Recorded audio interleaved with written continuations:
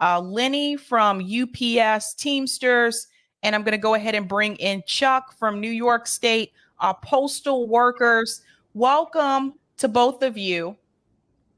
Welcome. Thank you for having me. Yeah, thanks so much. Thank you. Thank you. So I think a lot of people have questions in reference to the mail carrier field, everything that we've been hearing recently about a possible UPS strike. I've also heard that if UPS does go on strike, there is this belief that that work would be put on the U.S. Postal Service and maybe FedEx as well. So I would hope that if UPS does strike, that they would strike in solidarity with you as well. But I want to go ahead and get started with Chuck. Chuck, can you please introduce yourself and explain to everyone about the New York State Postal Workers and what you're trying to accomplish there? Okay, my name is Chuck Zlatkin. I'm the legislative and political director of the New York metro area postal union, which is the largest local of the American Postal Workers Union.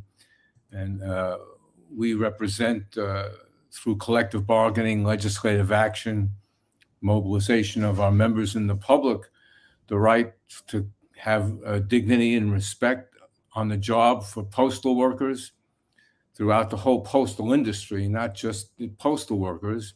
Fight for decent pay and benefits, safe working conditions, and defending the right of the people to have a public postal service, and for solidarity with all workers at home and abroad. Thank you so much, Chuck. And Lenny. Hello. Yes, I'm out of UPS. And as people have been seeing and maybe had their eyes on the news, we've had a tentative agreement given to us recently. Now, I'm of the opinion that this tentative agreement is not a historic win for us. I think that it is riddled with issues. And with any gains that might have been made, it came at the cost of many issues regarding our economics that are not going to keep our heads above water in the foreseeable future, pensions that will give us pennies by the time we retire, and divisions amongst the workforce that have been added into this contract, more so than even the last.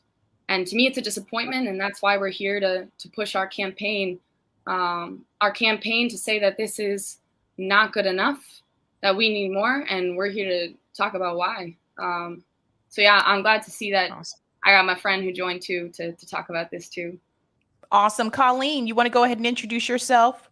Yeah, of course. Sorry, I had to download a different web browser and I had all these obstacles. But my name is Colleen. I'm part of Local 70, and I work at the Oakland Airport, slinging cargo on and off planes.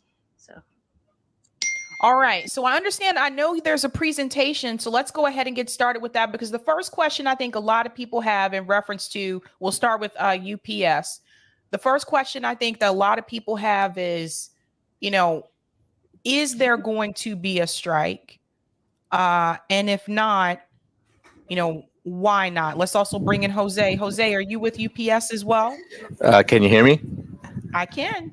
Yes. I'm a 25-year part-timer out here in Anaheim, California, where it's kind of, the weather's kind of ill. It's kind of hot, but it's cloudy, but it's very humid right now. Awesome.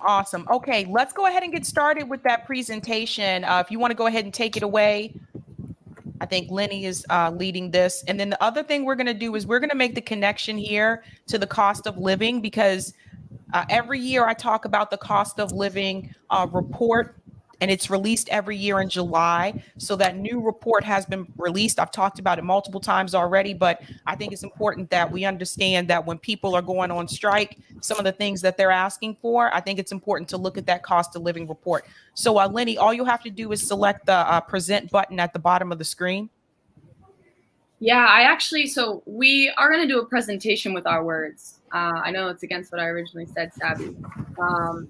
But I'm hoping that with our words, we can paint a colorful enough picture of the struggle ahead of us, of what we need to fight for and what we're fighting against, and the pretty beautiful outcome that can be a product of this fight.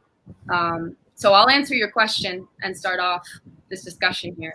I I wanted to take a step back before we talk about, the shitty contract. I'll answer to your question about if we're going to have a strike. As of now, it doesn't look likely. The strike was quote unquote averted, but the struggle is not over. But let me just explain why the struggle was averted, the strike, the potential strike, what would have been a historic strike was averted, and why we have in place this shitty contract. So some part of this, it has to do with the fact that the initial IBT demands were fairly weak, and that some of these demands didn't actually include the interests and things that were being hoisted from below. Things like $25 for part-timers as a starting wage, which would have been the wages to keep up with inflation, a cost of living adjustment in pensions, etc. But what we're seeing here right now is not just the result of demands that were or weren't fought for. I think the main reason that we've been given this lackluster deal is because there was a greater interest in reaching a compromise and averting a strike. And so let me just paint a little picture of the last couple weeks here. As the timeline shrunk and we got closer to the expiration of our current contract, you had the shareholders of UPS, you had companies probably that our pension is invested in, you had the Biden administration, et cetera, that intensified their urgency for a deal to be settled at the table. And Congress even came out, tried to show their kind of limited support for a strike, we're the pro-worker facade, et cetera, et cetera. And my guess is that they were just trying to play quote unquote good cop in the face of this calculated sellout. So in the end, we had a deal that was settled, a crucial strike was averted for the sake of the protection of the stakes of big moneyed and political interests here. And that also, as a result of the prevention of workers to gain inspiration from our strike and carry forward the class struggle for themselves too, because that's what this strike would have done. It would have set an example and it would have set a precedent. So after the deal was reached, this lackluster deal we're talking about, union leaders, Biden, CNN, some socialist groups even came out to say that this was a historic win. And all the shareholders, all the bankers, these people themselves calling this historic, they breathed a sigh of relief. What they thought is what's going to be relief because we're about to rain hell. But all the while there were these, some of these different gains relative to past contracts, the nature of contracts in general, but also this obvious compromise in relation to this current contract necessarily meant that any gain that was made came at a cost. And that was a loss for us in terms of economics, in terms of the things that'll keep our heads above water for 5 years, and in terms of what will give us a payout in the end when we retire. That's more than just pennies. So I was hoping Colleen could actually explain some of these, and Jose, feel free to jump in because we've got a long laundry list here of the issues that we see.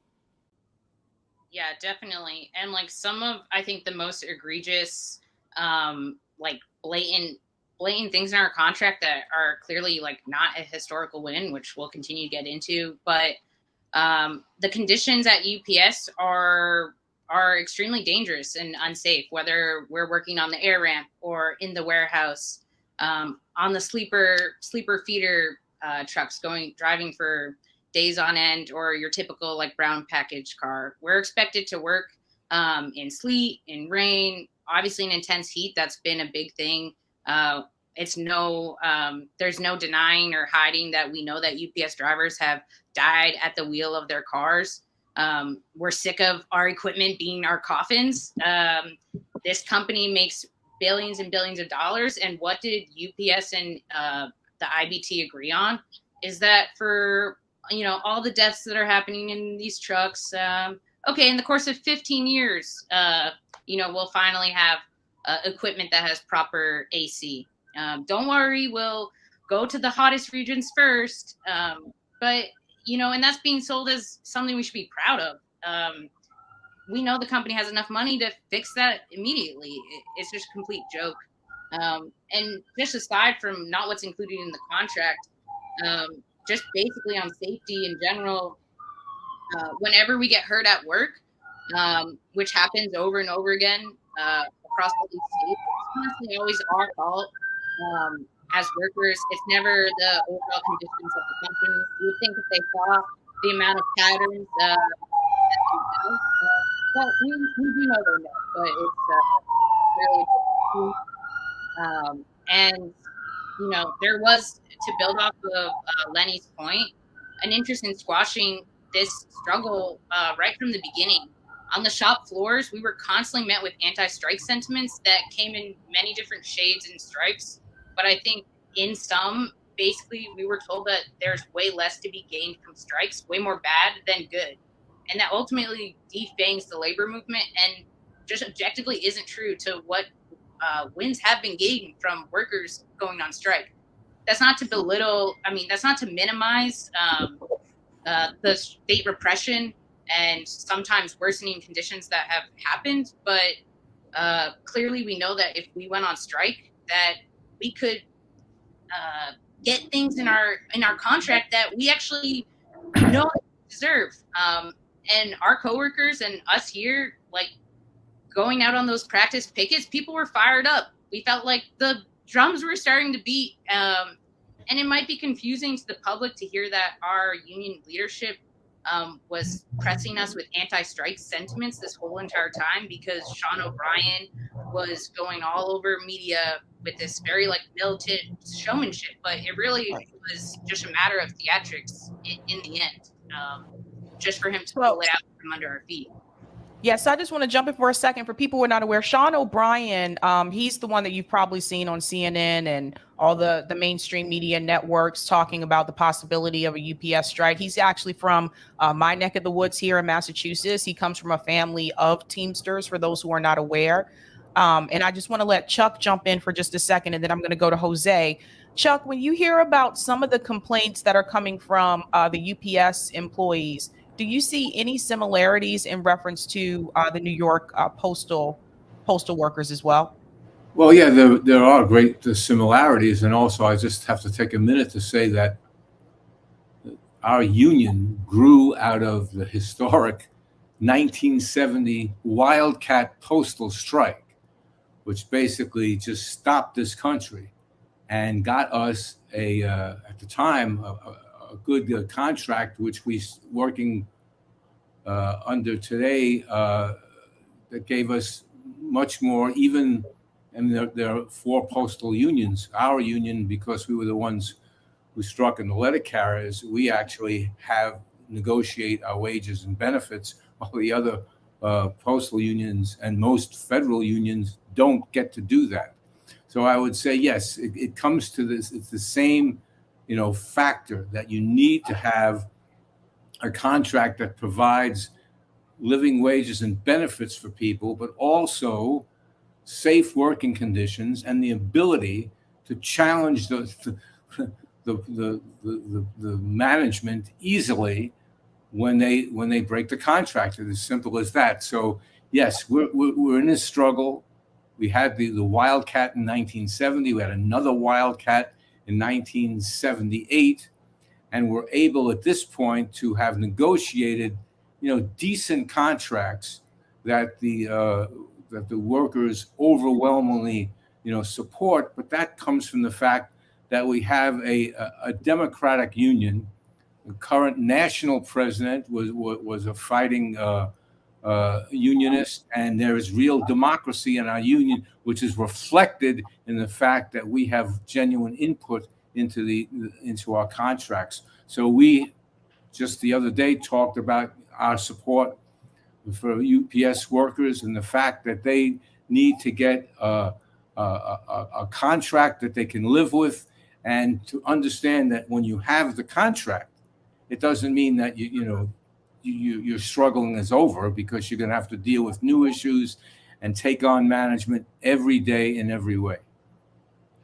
So these are all really good points. And I'm going to go to you, Jose, because when I first heard about this possibility of UPS, okay, maybe they reach an agreement. And then I look at the agreement and I'm like, this is definitely not enough.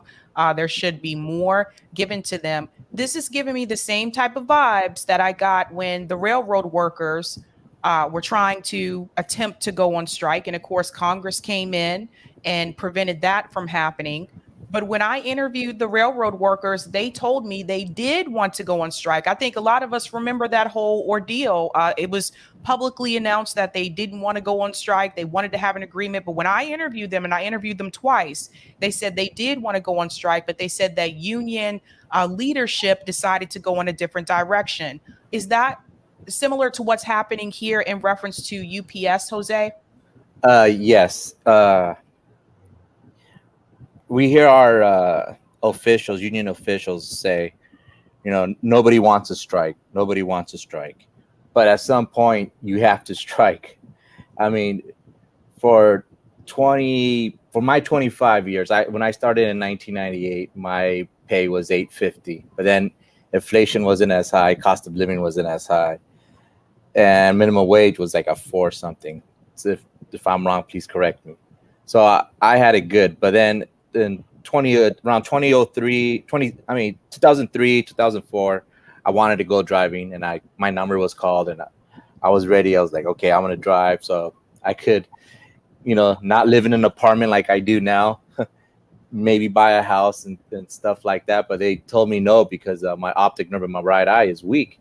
So at that point, I was like, and I already knew that if I couldn't go driving, then for me to get a full-time job down the road will take at least 20 plus years. And, for the last 16 years, I've been working as an instructional assistant in the morning, so I could afford to live in an apartment and afford to live in Orange County. But we need a strike. I mean, for too long, we've seen UPS, especially recently, with these record profits. And we've helped out UPS. The 2008 contract, we had split wages when we had our wage increase. We had our wage increase in August, then another one in February 1st. 2013 contract, probably the most concessionary of them all. Same thing. We had a wage increase split, one in August and one in February. And then why that contract was so concessionary is that we were all in the UPS healthcare plan. The UPS didn't want to administer it. They didn't want anything to do with it. Hence, Team Care was born, which most of the country is in. And then we have our little carve out, what we call out here in the Southwest and in Local 177 in New Jersey, the Western Region Local 177 healthcare plan. For far too long, we have allowed UPS to take advantage of us, and it's time for a strike. When a new hire is getting $21 at starting rate at UPS, inflation's going to eat at it. I don't care if you live in Alabama, in Boston, San Francisco, Oakland, or Anaheim, California. That is not enough, and we need a strike. Now, we don't fall under the Railroad Act like the railroad workers do, because we fall under the NLA, the National Labor Relation Act, but we fall under Taft-Hartley, where the president could intervene if we reject this contract, and I hope we reject it, because they didn't meet any of our demands. Part-timers are not getting $25. They're not getting $25 starting and base pay with 75 cents of service. What we got was, if you're in this bracket of 0 and 5 years, you're going to get raised up to 21, but you're not getting anything else.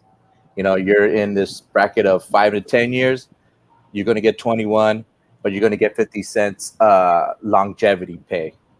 And you're in this 10 to 15, you get $1. And then or 15 years or more, you only get $1.50.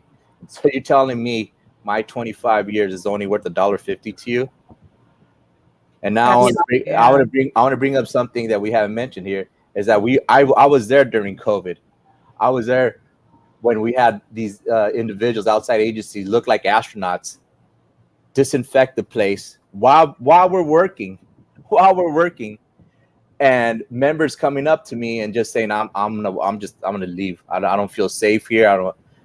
Because we're working through fear and uncertainty, and I'm trying to tell the members, encouraging them, we're trying to find give them some sort of security.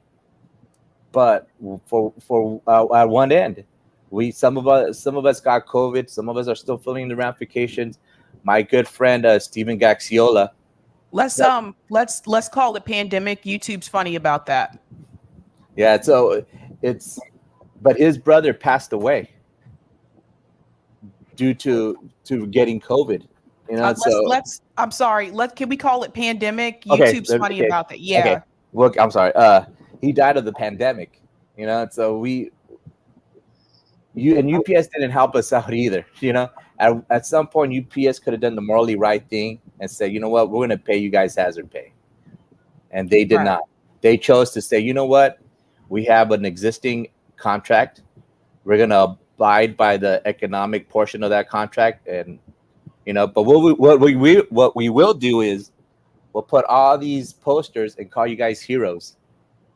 I didn't feel like a hero. I'm not a hero. I'm just a worker. Don't label me this propaganda thing just so you could get on CNN and say, look, oh, our employees are heroes. They're working to get this country through this pandemic. I'm not a hero. I'm just a worker. Don't label me something. Don't use me as your propaganda tool. Well said. But one of the questions I have, and I'm going to ask you this first, Chuck, because I'm curious if it's a similar situation with the postal workers. What is the issue with no AC in these trucks? I know UPS didn't have AC in the truck. I have a couple friends that have worked for UPS before, and they used to complain about that. For the postal employees, do those trucks have air conditioning as well? And why or why not? What is the deal with this? Well, no, most of them don't, because they're old trucks. And recently, we were just trying to get the money for them to purchase new trucks. But it's the same situation. It's like they, you know, it's like they really don't give a damn about the workers at all. And it's something that we have to fight for. The union had to fight for PPE during the pandemic. The Postal Service wasn't doing anything. We had to tell them, right now you have to get people masks and gloves and water and all of that stuff. It's amazing that you would think that it would just make sense for them to do that stuff, because you're going to get better production out of people who are able to be, you know, comfortable at work and come to work.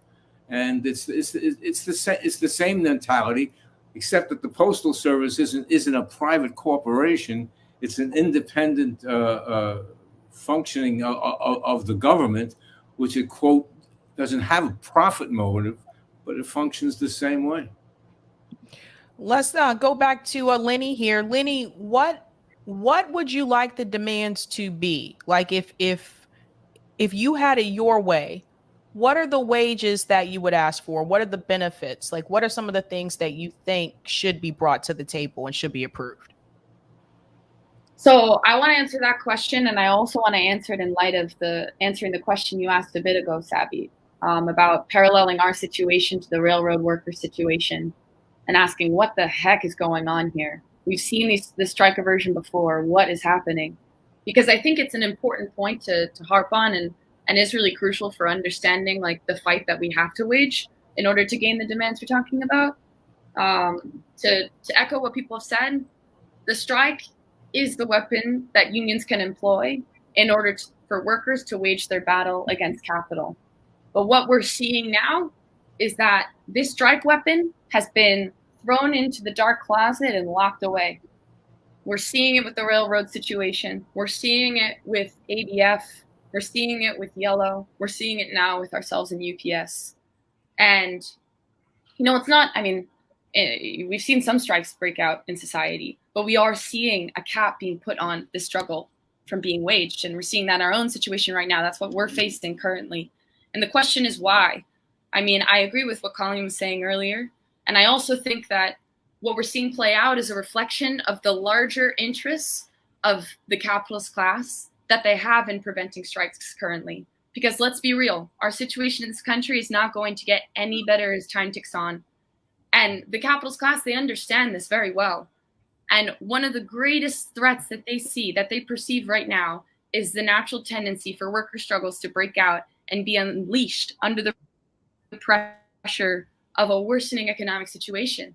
I mean, historically, workers have come to understand that their only way forward is to charge ahead and engage in true battle against, you know, these different elements of the capitalist class that most obviously are facing us and maintaining our oppressed position and conditions, the bosses, the landlords, etc. And then in the midst of these struggles, this is what I think, you know, the capitalist class is most fearful of, that there's a possibility for this to provide fertile ground for the idea that we must fight for things beyond just the bread and butter demands. Because so long as we're just fighting for the bread and butter demands, we're actually just on the defense against the different attacks that are being waged against us. That over time, even if we get these different demands, they can be eroded away because there is a basis for that to happen in this society, as I think Chuck was getting at too. And so what we need to see is that, yeah, this provides this strike situation. It provides fertile ground for the ideas that we actually need to fight for far more, that our struggle is larger than that it's for true political power for the working class in society, tossing away the oppressive society and economic system that is currently maintaining our position and is constantly reinforcing these different issues that we're constantly needing to defend ourselves against. And so when it comes to what I think we need to secure right now in this moment, I think it's $25 for part-timers as a base wage. That's what our wages would be if they kept up with inflation since 1982. I think on top of that, it's getting rid of right now this two-tier wage system that exists amongst part-timers that's been proposed in this contract. Because as it stands, we're going to get more raises than the part-timers that come in if this contract is ratified. What I think also needs to happen is that if we're going to fight the two-tier system amongst the drivers, we need to get rid of all these residual things, this language that's been baked into our contract that still maintains this division amongst drivers. I'm talking about the 9.5. I'm talking about the Tuesday through Saturday schedule. And beyond that, I think we need COLA in our pensions because we can't have pennies when we retire. And on top of that, these wage increases are not looking good for anyone with the worsening situation, rising inflation and rising costs in the country. So that's what I think we need as a bare minimum to get by. And there's a couple more things that, could be added by any one of us on this call because, God damn it, there's a lot to fight for. But those are some things that I think are necessary. And we have a market rate adjustment in our UPS contract. So UPS could raise the minimum wage whenever they want to, the starting rate. And that was issues that were brought up when we had our contract proposals, is that either if you bring it at 25, if we're going to still have this MRA, then make it permanent and make it for access to everybody, not just for a certain amount, right? Not for the new hires. So if they raise the minimum wage, the starting rate, to $24, and you have part-timers not making 24, give it to everybody. Just don't say, oh, we're just giving it to this select few because you know what? By just us having an MRA, well, I'm speaking like in the UPS terms, we're basically saying our pay is poverty pay. That whatever pay we're giving you is sufficient. We have to raise it up. But guess what? We raise it up, but we have other part-timers that didn't receive that MRA. So if you're going to bring this MRA, it needs to go for everybody. It needs to go across the board because you're just dividing the workforce. But that's what these corporations do. And that's what these political duopoly do. They just divide the working class. And for another one too is probation period. In some places, a new hire will have, in my neck of the woods out here in Southern California, a new hire has to wait 70 working days. I think out there in Boston, it's 30 working days. It needs to be equal everywhere, not just 70 working days here. It has to be across the board. And this healthcare too, some places out here in my neck of the woods again, they have to wait 9 months for health insurance. So you're going to tell me somebody's not going to get hurt within that time frame? They deserve that health care, and they deserve it within 30 working days. So those are some demands that we have. 9 months instead of 90 days or 2 weeks? Yes, out here in the Southwest, they have to wait 90 days, 9 months, 9 months for them to receive their health care. Is this like a pregnancy clause or something? I don't know. We've had it for the last, I want to say 3 contracts we've had it in. We've had 9 months wait. So when I got hired in 98, I had to wait, I think 6 months. So if you get sick, so guys, what they're saying is basically like if you get sick or you have to go to the doctor anytime before that 9 month period, you're going to have to pay basically out of pocket, right? Yes. So this is it. That sounds like a pregnancy clause to me. That's really what that sounds like. Like wait till that 9 months and then you can get the health insurance. I want to pivot to Colleen and then back to Chuck, and then I'm going to pull up the cost of living report. Colleen, you're in California along with Jose as well. Yep. Okay. In California, because I've never been, but what are the conditions for, I know we talked about the workers that are on the trucks. What about the workers that actually work in the warehouse, the ones that, actually like take the boxes and put them, onto the trucks? Are those warehouses, are they air conditioned? Like, what are the conditions like there? No, I mean, luckily, and I also want to circle back to some other points, but just like to directly answer you, there's warehouses we know, especially in the southern states, like because we all talk to each other. UPSers, we're organizing together, especially the three of us, and the southern states, they'll be like 30 minutes in, fully drenched in sweat. We always breaks get violated all the time, so it's pretty intense. But I think something, especially to kind of try and unite and like concentrate the ideas that we're all bringing up right now, is that the other catchphrase that's being used about this TA, besides it's historic, is that it's a game changer. And I think we're all making clear that like no contract will ever change the relationship between the workers and our employers, and change that dynamic. Quite frankly, we believe like the only way that can be done is through a revolution where we can seize political power, transform all the industries, the agriculture, the schools, our banks, our government, and also not just stop there. We need to proceed further, eventually to communist society where our classes are finally eradicated between the workers and our employers, the big banks, the government. And that's actually what we see as changing the game. And that's not going to happen in a TA or a contract. And the problem is that's also seen as a pipe dream. It's seen as some fantasy, as if we're like delusional about it being devoid of struggle or difficulties. And that's because we're constantly pushed with solutions from our exploiters, like not going on strike. But outside of UPS, it's what are our options? Vote for a different politician to maybe change it from the inside. Or there's, ideas that, let's just bootstrap it. And as workers, maybe we'll get lucky and win the lottery or win American Idol.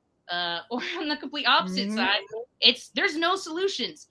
Nothing can change. Humans are inherently evil. And you know what?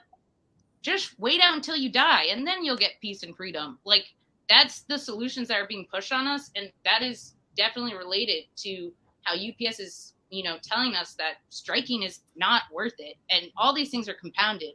But ultimately, the fact that our president is saying that the game has changed, that sets us back.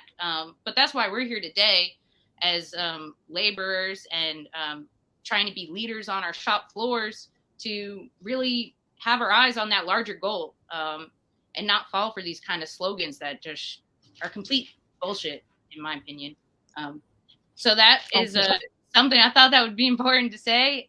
There's more to talk about the pensions, though. I mean, we could go on for days about UPS's nonsense. So Chuck, I want to ask Chuck, what are some of the demands that you think that the postal workers should have, and what is the wage you think, or what do you think the starting wage should be? Well, again, a living wage changes every year what it should be. But if it's okay with you, I'd like to take an opportunity to talk about something else that's impacting about our members and also the general public, brought about by this Postmaster General, Louis DeJoy, who was a big donor to Trump and the Republican Party and was made the Postmaster General. He's got this plan that he came out with in 2021 called the Delivering for America, a 10-year plan. And what he's actually part of this plan, they're going to be opening these new postal facilities under the guise of consolidation, which was supposedly saving you money. But where they're being opened is in red states, in suburban neighborhoods in those red states. And that's going to change the nature of who the employees are at the Postal Service. Because right now, a lot of the facilities are in inner cities. The numbers of African Americans who work in the Postal Service is much higher than the percentage of the population. And this guy, DeJoy, with his right-wing anti-worker, anti-union politics, part of what he's being motivated here is to change the nature of the workforce by moving into areas where it'll be much easier for people, living in those areas to apply for jobs rather than people have to travel maybe hours from inner city to work in the post office. And while that's not stated as a part of the plan, that's the reality of what's going to happen. So we have to fight this guy because the diversity of the postal workers at this point is a tribute to our beginnings in the strike of 1970 and the contracts that we've worked out, and forcing, in a sense, to have all kinds of people working in the post office. And now this Trump appointee is going to come in and try to change the nature of that workforce into one in suburban areas that'll be more white than anything else. And this has to be talked about. And I'm glad I have the opportunity to do here, because a lot of people aren't making that jump. They're not challenging him yet. So I hope to put that for people to understand that it's not just the amount of money that you're making, it's who the people are who are being able to get that money. And this DeJoy character, is evil, and he's going to force this. And we need our unions, national unions, postal unions, to stand up and articulate that, because we can't allow that to happen. Well said. So I want to introduce everyone to the National Low Income Housing Coalition. This is Out of Reach, the High Cost of Housing Report for 2023. Now, one of the amounts that I heard earlier for starting wage for UPS was possibly $25. Now, they release this report every year, so I covered this last year as well. There's just a couple of things I want to show people, because I've noticed this with these strikes, that people are not asking for what they should ask for in reference to a living wage. You always want to over ask, right? So they can come somewhere in the middle. So you always want to ask for more. If we look at the United States, how much do you need to earn to afford a modest apartment in your state? This is just a 2-bedroom apartment, and they also give the figure for a 1-bedroom apartment. There are 2 of you on this panel that live in California. In the state of California, according to the 2023 report, you need to earn $42.25 an hour to afford a 2-bedroom rental. California is first when it comes to the states in the highest housing wage. If you are making minimum wage in California, you need to work 109 hours a week to be able to afford that. Now, if I click on more info and we look at California a little bit deeper, you'll see the minimum wage right now in California is $15.50. I already told you that you'll have to work over 100 hours if you make minimum wage in California to afford a 2-bedroom rental. So this whole fight for 15 that people will try to do nationally, this is nothing. And you'll see that with the other states as well. If I scroll down, in California, fair market rent, a 1-bedroom is a little over $1,700 a month. A 2-bedroom is a little over $2,000 a month, right? So even if you want to scale down and you just want to get a 1-bedroom apartment, if you are making minimum wage in California, you will have to work $88 a week. So that's the first one I always usually go to is California. This is not just in reference to those of you on the panel, but also I'm thinking about the hotel workers that are on strike in California. I'm thinking about the actors and the writers that are on strike in California. The majority of actors in California are not millionaires. They're not starring actresses. They don't have lead roles. They are people that have a full-time job, and acting is something that they do on the side. Most people, I would argue, are not making this. So that's an example with California. New York, fourth highest housing wage. In New York, you need to make $40.08 an hour to afford a 2-bedroom rental. Of course, New York City drives this up. If you are making minimum wage, you have to work over 113 hours a week in New York. But it's not just, and this is the thing I want to point out, it's not just the blue states. This is the common, thing I hear from people. It's all the blue states that are too expensive to live in. Well, let's go to a red state. Let's go to a state like Florida. And for people who say that Florida is a swing state, it is not a swing state. Florida is a red state. It has a couple of blue spots, but for the most part, it is red. Even Florida, which used to be the place that a lot of people from the Northeast would move to because it's more affordable, they are now 11th in highest housing wage. In Florida, you need to make $30.59 an hour to afford a 2-bedroom rental home.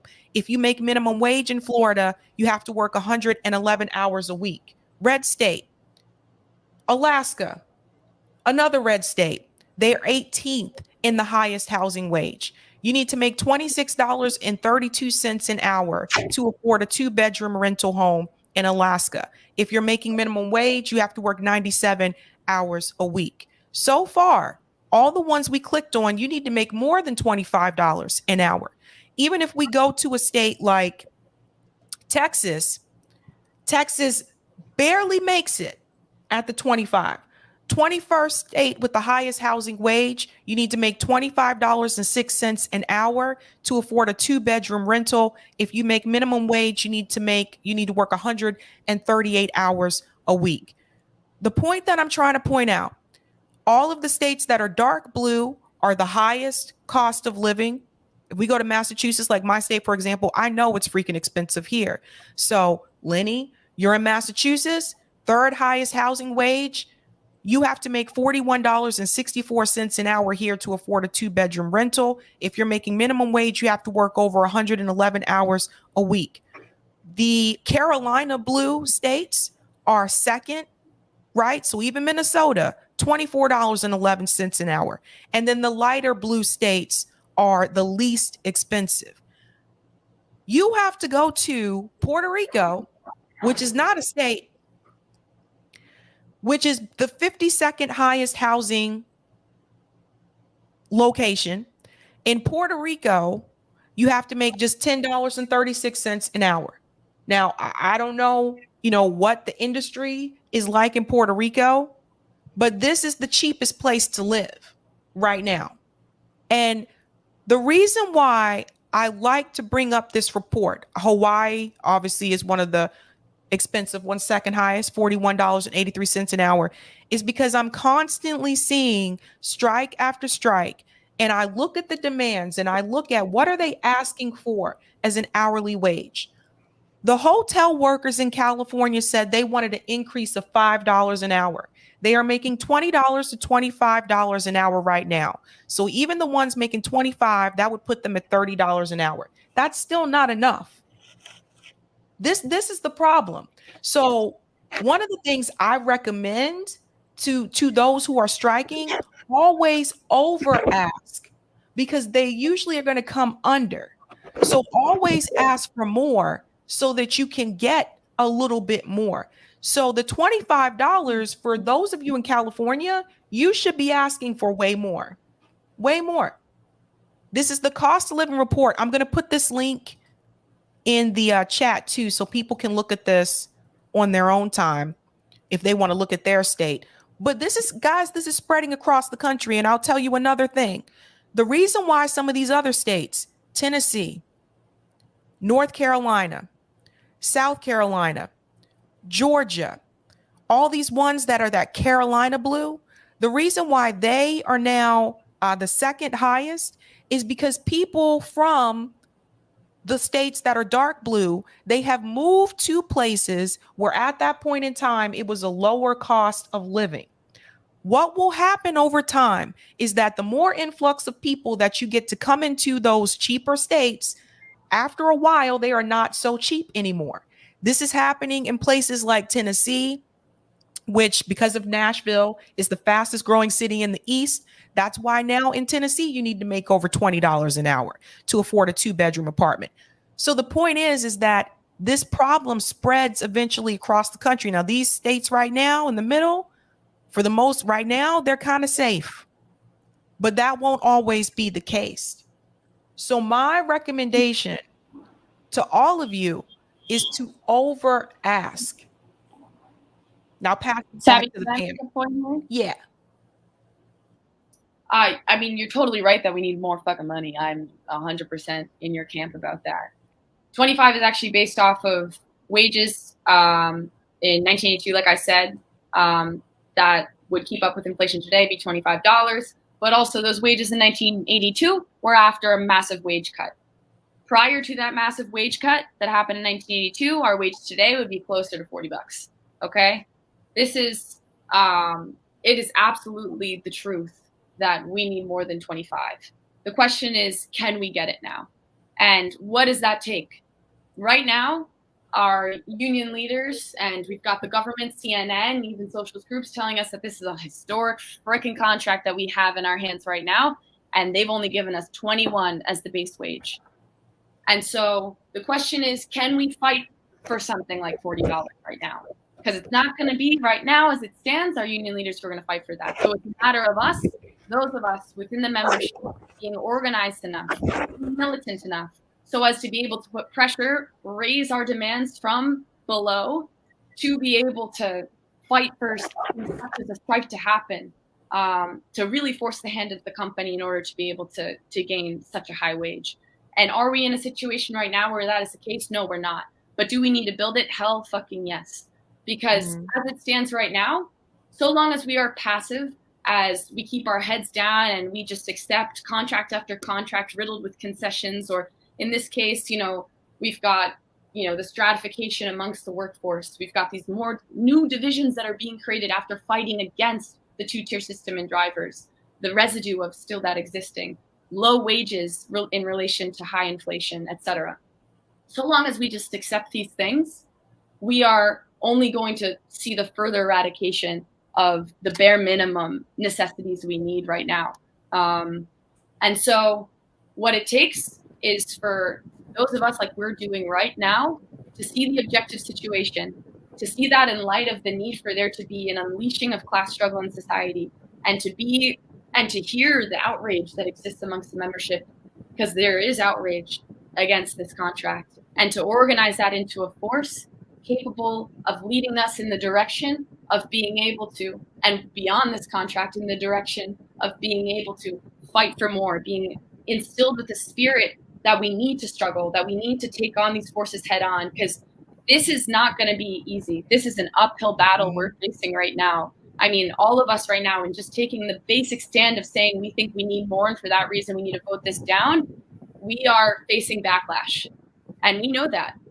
And for that reason, I mean, in the face of any struggle, in the face of any class struggle where there are opposing interests going head to head, it is going to take workers needing to have a determined sense of what they're fighting for and what they're fighting against. And what we're fighting for right now are these bare minimum demands. And we need more than that, but we're going to fight for these as we can right now, given our forces.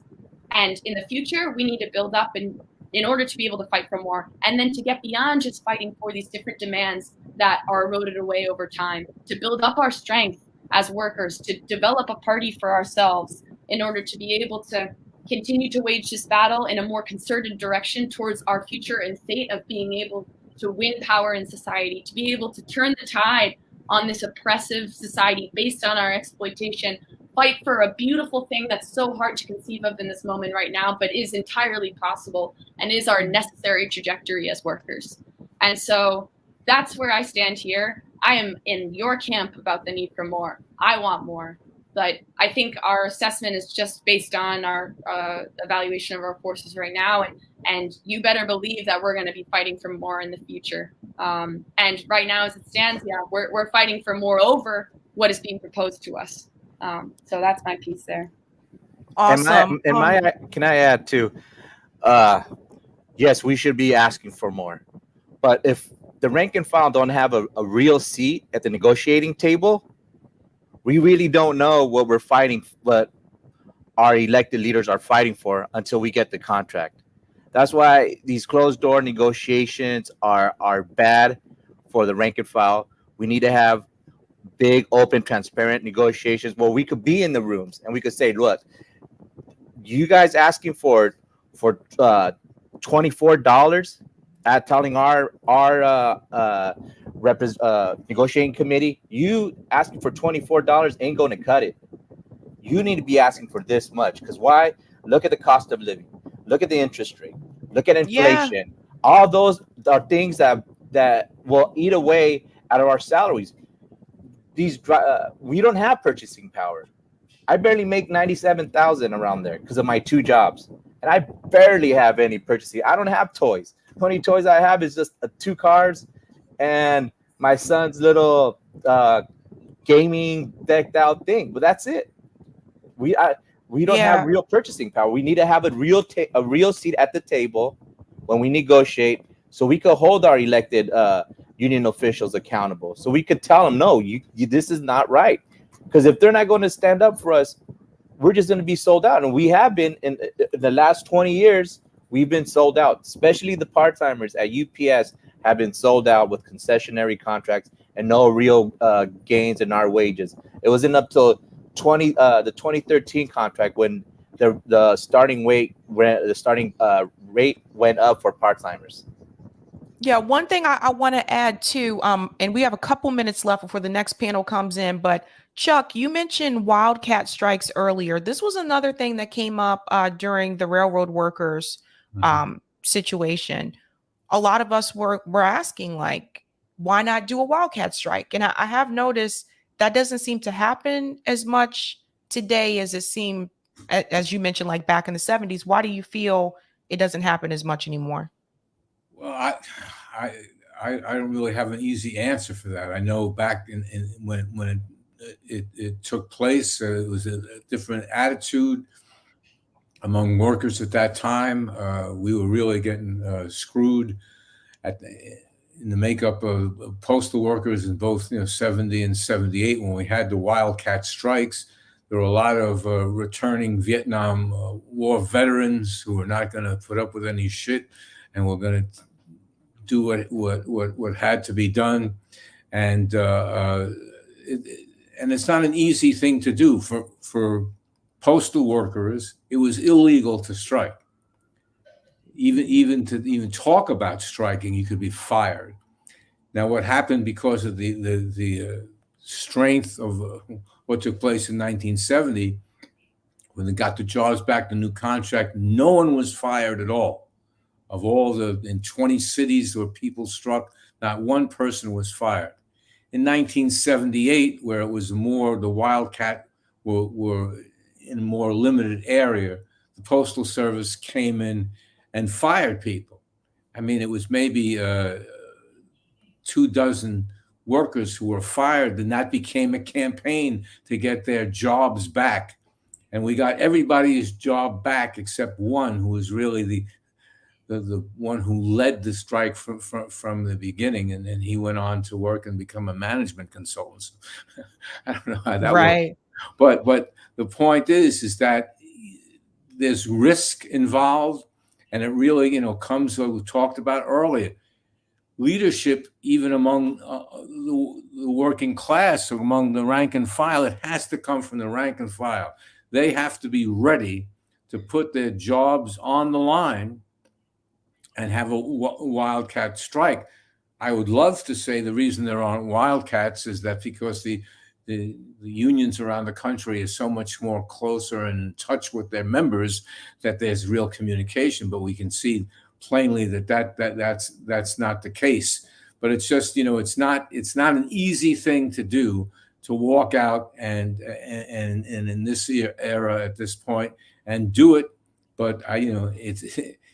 When it comes down to it, it's the most powerful tool you have, particularly if your union leadership, in your sense, is selling you out, or you appear to sell out, wildcat. You don't need them to strike. They're a small percentage of your workforce, the union leadership, And if the workers want to do it, it's a powerful tool.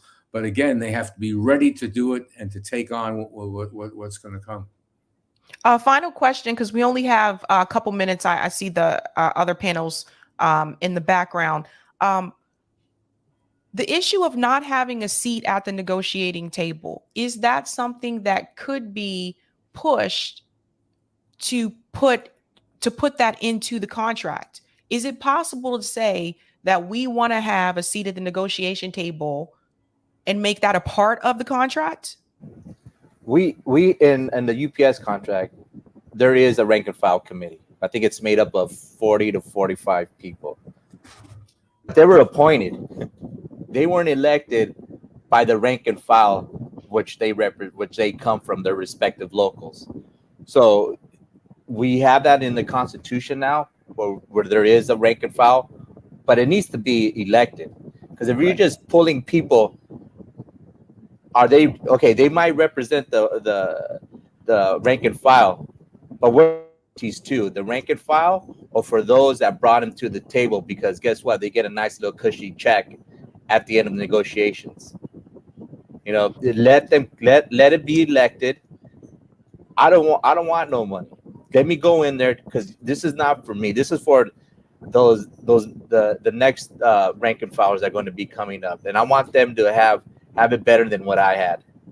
And it needs to come from us. Let us elect our own representatives, our own rank and file committee members, and then let them, go be in there in the negotiations. But also have it open for the rank and file that weren't elected. Because there's a lot of passionate members that we have that have been fighting for decades. I know a brother out here in 396 has been fighting for $15 since 2003. Because he knows that the part-time pay was just poverty pay at that moment.